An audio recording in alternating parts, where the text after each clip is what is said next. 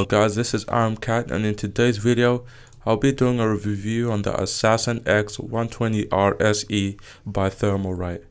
Now this is your typical 120mm CPU cooler, and it looks pretty standard.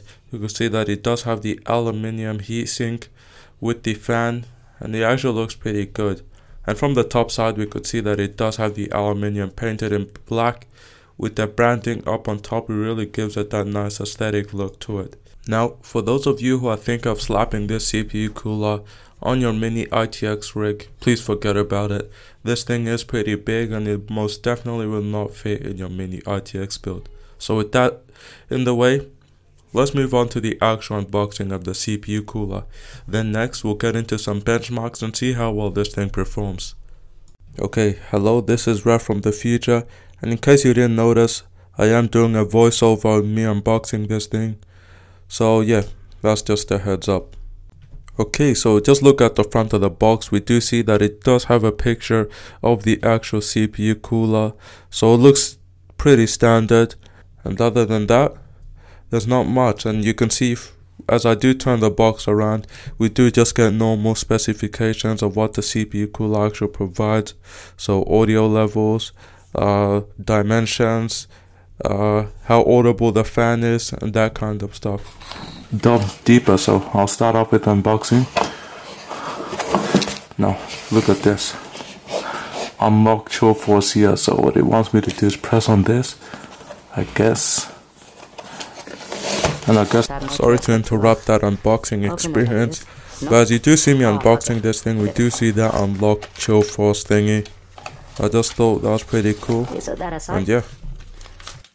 We definitely see a manual here.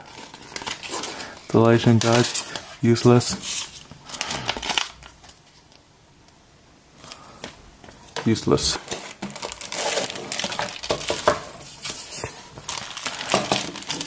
So this here is the 120mm fan.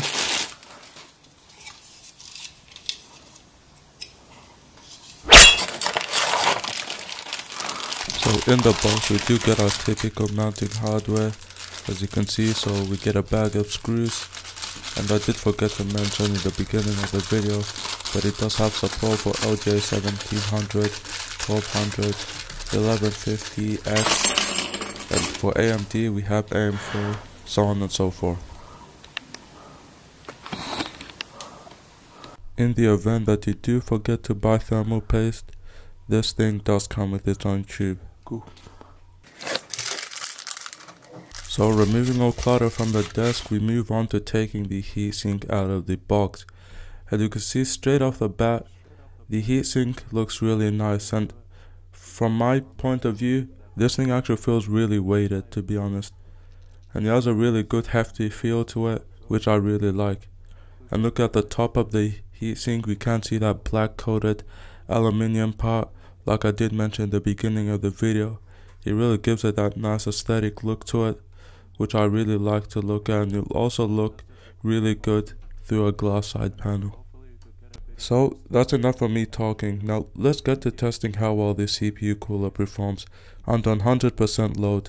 And to do this, I'll be running either 64 for around 5 minutes and see how well it performs.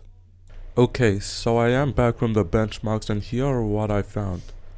So just so you know, the CPU in question is the i5-10600KF running at 4.1 GHz.